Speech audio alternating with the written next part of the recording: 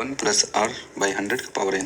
ठीक है, यहाँ पे प्रॉब्लम आपको होगा कि a का वैल्यू कौन सा है और p का वैल्यू कौन सा है। तो सिंपली याद रखिएगा कि जो भी 3 टेंस होता है, पास्ट, प्रेजेंट और फ्यूचर, तो p का वैल्यू वही होगा जो तीनों टेंस में पहले का वैल्यू होगा। जैसे फ्यूचर निकालना है हमको, ठीक है, और दिया हुआ है प्रेजेंट, तो दोनों में कौन सा होगा p और कौन सा a होगा, तो p जो पहले वाला टेंस होगा वो होगा, तो फ्यूचर वाला जो बाद का टेंस है वो आपका a होगा। ठीक है, तो a और p आपको मिल गया।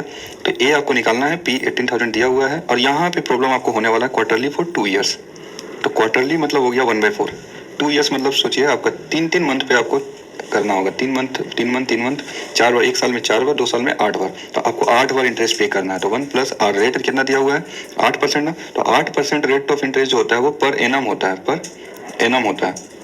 तो एनम दिया हुआ है, तो 1 साल का रेट ऑफ इंटरेस्ट है, तो 3 मंथ का इंटरेस्ट में इसको बदलना होगा, तो 3 मंथ मतलब 4 से डिवाइड करना होगा।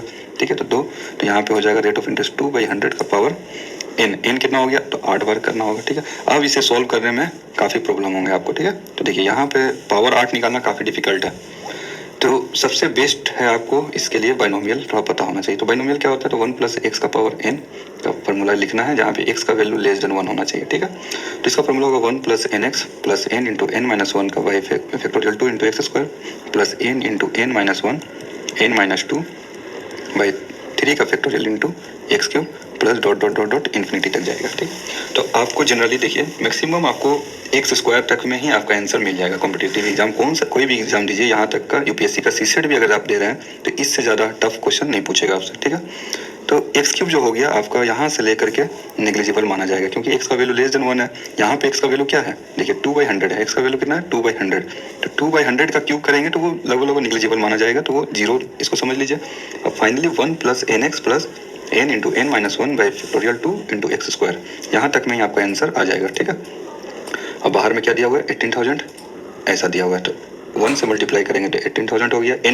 n का वैल्यू क्या है यहाँ पर, तो पावर 8 है, 8 इंटू एक्स का वैल्यू क्या है 2/100, और इसको मल्टीप्लाई करेंगे 18,000 से, तो कितना आ जाएगा देख लीजिए, 2 जीरो से 2 जीरो कट गया, 18 चौक 72 144 दूना 288, तो आपका हो जाएगा प्लस 2880 आ गया nx का वैल्यू।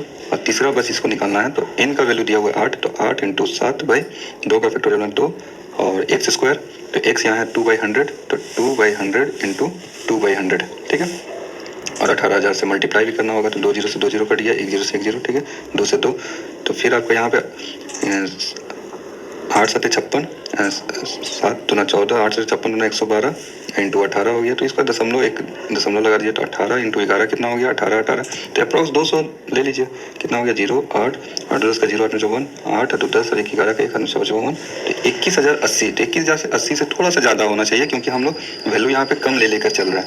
तो 21,800, 22,000, 25,000 काफ़ी दूर है, 21,080 से थोड़ा सा ज़्यादा आपको 21,100 मिल रहा है। देखिए इस क्वेश्चन को बनाने में आपको काफ़ी टाइम लगता है और बनता भी नहीं, लेकिन आप अगर बाइनोमियल का ये फार्मूला जानते हैं तो आप इजीली